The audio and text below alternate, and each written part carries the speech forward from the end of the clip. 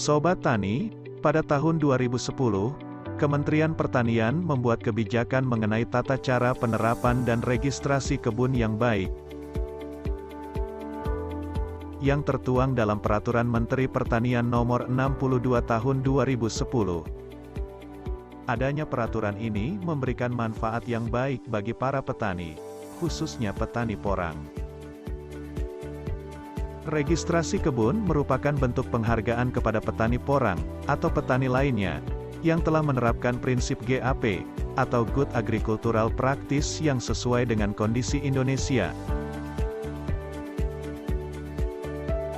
Standar operasional prosedural yang disingkat SOP.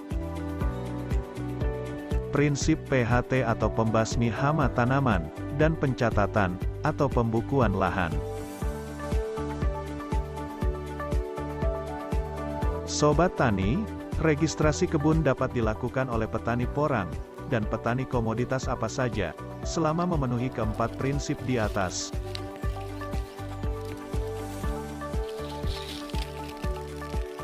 Banyak manfaat yang diperoleh oleh petani saat melakukan registrasi kebun, di antaranya yaitu 1. Menyiapkan sistem jaminan mutu yang baik bagi komoditas porang.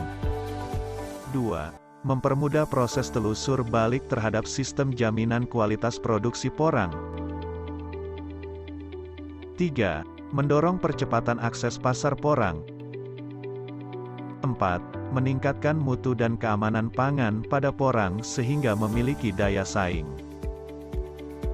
Sebelum melakukan registrasi, pastikan kita sebagai petani atau pelaku usaha sudah memenuhi 4 prinsip, yaitu 1. Telah memahami dan menerapkan GAP atau Good Agricultural Procedure.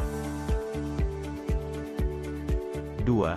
Telah memahami dan menerapkan prinsip-prinsip PHT atau pembasmi hama tanaman. 3. Telah memahami dan menerapkan standar operasional prosedur.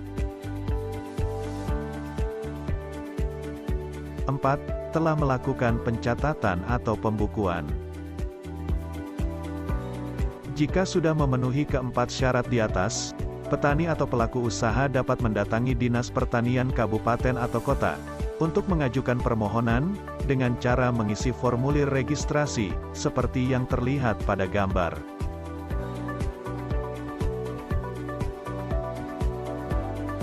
Selanjutnya, akan dilakukan verifikasi.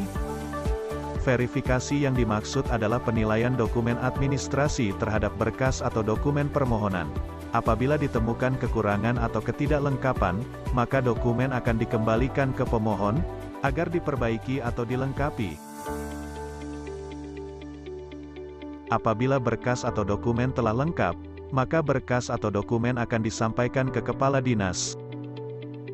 Selanjutnya akan dilakukan pendampingan oleh petugas pembina, untuk menerapkan GAP pada tanaman porang. Tahap terakhir dari registrasi kebun adalah penilaian. Proses penilaian dilakukan oleh petugas Dinas Pertanian Kabupaten atau Kota. Jika pemohon dinyatakan lulus, maka bagi pemohon baru, dapat diterbitkan nomor registrasi kebun atau lahan usaha, dan akan diberikan surat keterangan seperti gambar berikut. Masa berlaku nomor registrasi adalah 2 tahun dan dapat diperpanjang kembali. Sobat Tani, teregistrasinya kebun porang yang kita miliki merupakan salah satu syarat agar porang yang kita miliki dapat diekspor ke luar negeri, sesuai dengan hasil MOU antara pemerintah Indonesia dan China, melalui Kementerian Pertanian dan GACC Otoritas China. Ada beberapa syarat ekspor yang wajib dipenuhi, salah satunya adalah ketelusuran asal-usul bahan baku. Pabrik hanya bisa menerima umbi produksi dari kebun yang sudah teregistrasi agar dapat diekspor ke luar negeri. Jadi, mari kita daftarkan kebun porang yang kita miliki ke Dinas Pertanian Kabupaten atau Kota terdekat, agar porang produksi yang kita miliki dapat diterima oleh pabrik dan bernilai ekspor. Semangat bertanam porang, smart, Tani porang.